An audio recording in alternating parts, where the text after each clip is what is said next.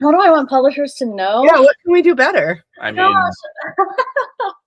big ones. I mean, so many things. I understand that this is like harder, like a steeper proposition for like a whole systematized process, and like slamming on the brakes and doing things a different way is hard. But I think just like, yeah, try to collaborate with the authors more, try and build those relationships, and really like look to your workers, because they're the ones doing the jobs. They're the ones seeing problems that folks who've been doing things a certain way for a long time. To them, it just looks like, well, why isn't it working? Like, what are you doing wrong? But people who are like repeating those tasks over and over are going to see things. I know this is maybe like sort of obvious to us and our audience, but also maybe not. Hi, I'm Joe Beal, the founder and CEO of Microcosm Publishing. I'm also the author of A People's Guide to Publishing, which distills what I've learned from selling millions of books over the past 28 years. I'm Elly Blue, the Vice President of Microcosm. We started this podcast to share what we've learned with newer publishers, so you can learn from our mistakes. Or maybe you just want to learn about the publishing industry. Not everything has to be a struggle. Not everything has to be doom and gloom. I think all of us could stand to find ways to make the work we do more fun and engaging for us, for authors, for publishing workers.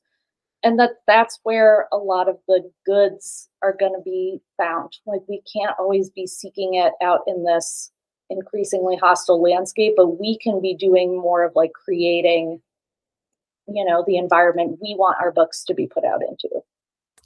Right. I love that. That's a great note to end on.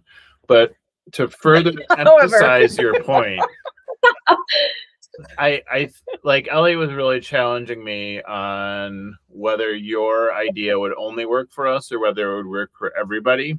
And it would work for everybody for a number of key reasons, because when a publisher is like larger than a certain size, they operate on a total 90-10 principle, where like 10% of the projects pay for the 90% that are losses. Right. And let's just be honest. We all know, I mean, sometimes you're like in too deep, or it's, like you're too emotionally invested or otherwise invested. And so, when you buy like the Hillary Clinton memoir or whatever, like you're not going to make money on it because it's just too expensive. But you do know the books that are going to earn out. So then it just sort of begs the question, like, why you're doing those other 90% of books. Right. Yeah. Well, so everyone can have 6-hour meetings with their reps. Right. So the book buyers can sit there and have their mind go numb. Yeah, exactly. But yeah, so, and it, I mean, if a publisher was very small, it would like be different. But like for any sort of commercial publisher, I think it holds up. Yeah, and I will add, we can edit this if necessary, but I think another thing that we do that other places I have worked do not do, or want to try to do but don't know how to do, is it's not just all about Pub Week. Like, yes, people talk about cultivating backlist sales and whatever, and most of them aren't doing it. Like, mostly that happens by happy accident. But if we start from a place of like engineering community and opportunity from the jump, then that's way more likely. You can create these situations where something sells well 3, 5, 10 years down the road, because people are going to keep finding it through those channels instead of just like, well, we blast it out to all these places. We offer every book the same thing. People are afraid to start small, I feel like, in a way that is counterproductive. I love that. Yeah, when we were with PGW, that was kind of their like words of affirmation to us, is they were like, I know you're going to make it because like you put the same amount of effort into every book. And I was like, that feels like a diss. And they're like, no, it's because like people fail because they like put all of their chips behind one book and then it doesn't go. And I think they liked our mid-list-ishness. Our industry is run by billionaires and conglomerates.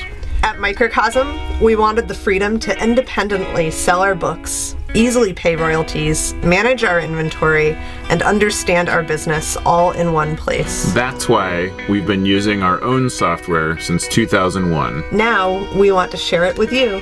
Working Lit is the only business success software that is created and owned 100% by publishers for publishers. Join Working Lit and get the agency you need to help your business grow. Visit workinglit.com to try it for free.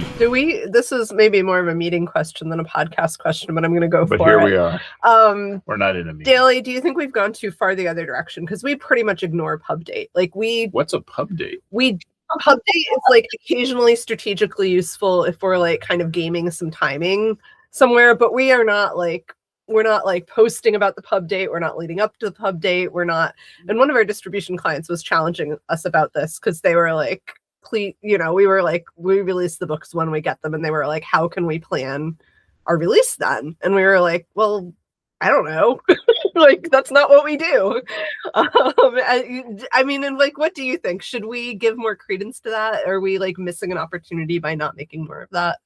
Well, I don't know. I mean, I think this kind of remains to be seen. Like, part of the joke, like, while I've been here, is that I'm so like traditional publishing pilled that I'm always like, oh, the pub date, You're from mainstream. I know. And then,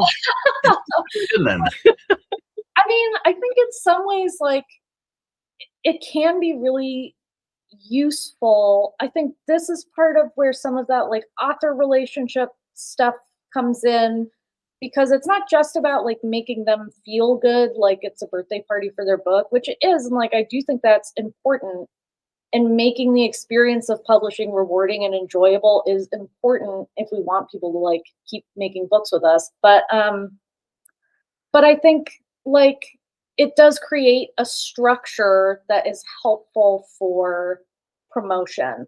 And as we're doing this thing, part of our discussion about publishing fewer books has been like, okay, great. Like, that gives us an opportunity to kind of create a promotional runway for books before they're out in a way that I don't think we've really done before. And like, yes, in some ways that works because people are used to it, but also, when we're talking about the too many books deluge, I see it as just like giving people a heads up, giving people an opportunity to be interested in something we're doing, kind of feeding it out, creating some interest over time that hopefully, builds up into like greater continued success. So I think we'll see how that functions with all the other things that we're doing and working on.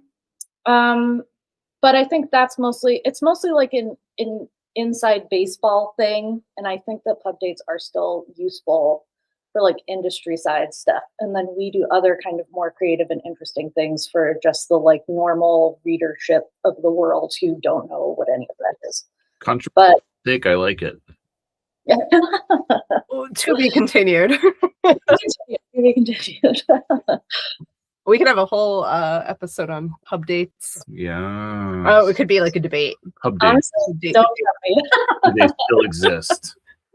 What is a date? What does it matter? Right. What is time? Yeah. My two controversial sticking points are like, I still kind of think pub day is important, and I still am in favor of blurbs. Everybody's least favorite thing. Oh no, those are fighting words. We used to chase blurbs a ton, and like the core, like the fundamental value add of a blurb is it like lends credibility, but then the science of it is basically like everybody thinks they're full of shit. So then it like cuts into their credibility, unless it's like the incredibly specific, perfect blurb to the perfect book that you're like, oh, it's that person recommending on this grounds that you're like, okay, that is a value add. But for the most part, it's just the same problem of like, if people don't trust reviewers, they really don't trust blurbers. Yeah.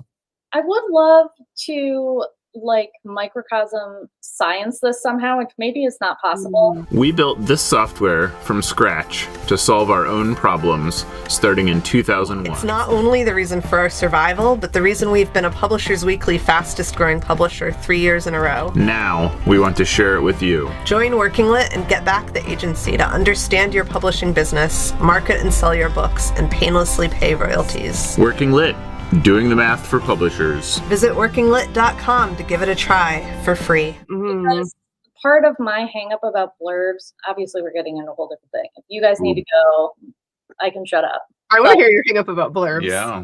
It's like from working in the bookstores, I see people read it and be like, oh, I like that.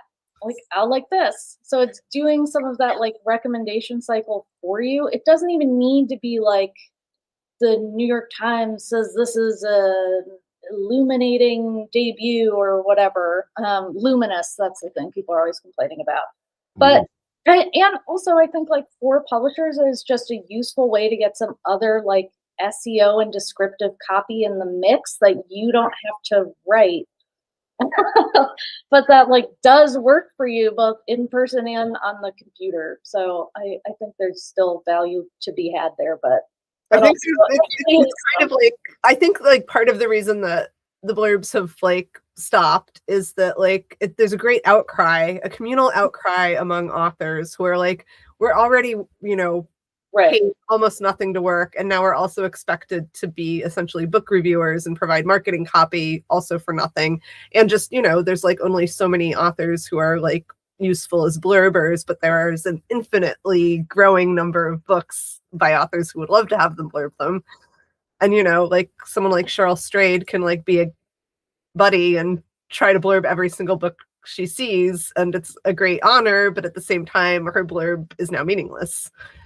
Sure. Yeah. I mean, and I'm sympathetic to this outcry. I'm like, great, okay, then like you don't have to do it. If you hate it, you don't have to do it. But if it's like a friend's book, you don't read it and you think it's good, like you can tell somebody, you know, and it'll be cool. I think this is part of the thing is like whatever. I mean, I'm sure people will complain about this and think I'm just like devaluing everybody's work or whatever, but it's like a communal project, right? It doesn't always have to be hard. Like you can do things just because you want to do them, and nobody's going to be mad at you if you don't. Like it's not an issue. But I had the idea a while ago to get booksellers to blurb books, since that seems to be where most of the blurbs are used, are like in bookstores by booksellers. But I don't know.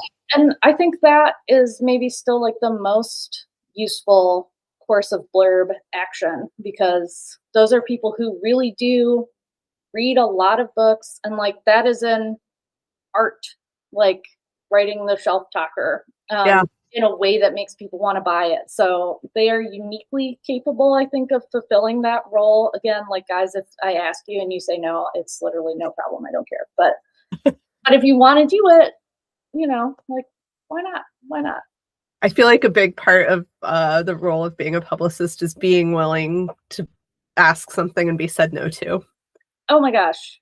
Yes. All day long. If you need exposure therapy for like rejection sensitivity, this is the line of work for you. But also, again, I mean, like going way back to customer service in coffee shops, like it's no big deal. Like it's just one little interaction of everybody's day. Everybody's got somewhere to be and something to do. You know, sometimes it can be disappointing, but also it's so not personal. And I think in this business, people are very inclined to take things personally in a way that is not helpful. Yeah. Right. Yeah, I could see that. I mean, I write blurbs for people who ask if it's like an appropriate thing. And, you know, I do it because I've asked quite a few times myself, and, you know, and I think it's like works well as a symbiosis. I don't know that my blurb is worth a lot in a lot of cases, depending on the book. But yeah, I mean, it's like try to be a team player, try to be like part of something. And, you know, and if it's like something I genuinely like, obviously it's not a big ask. But this is also my thing is like, it's so like, yeah, maybe sometimes it's about the name, but also I think it's more just about like descriptive power and persuasion, you know, like most of the people who like look at the back of a book in a bookstore, I mean, maybe they like see that their favorite author like recommends this book and they're like, okay, well, like that's interesting. But also maybe they just see somebody talk about it in a way that gives them a different perspective than the back of copy. And that can be persuasive, or at least like that's how I shop for books a lot of the time. It's like it's like staff picks only, and then like also yeah, I have a bugbear about like when there is no jacket copy. I'm like I do like I love jacket copy mystery, but like I want to know what it is. So. Unless it's like a picture book and you can just like open it up and be like, oh, I see this is pictures of apples. This mystery is a mystery. Thanks for joining us once again. Please send your questions to podcast@microcosmpublishing.com so we can answer them on future episodes. And please give us 5 stars on iTunes and everywhere else that podcasts are reviewed. You can find us on the internet at microcosm.pub.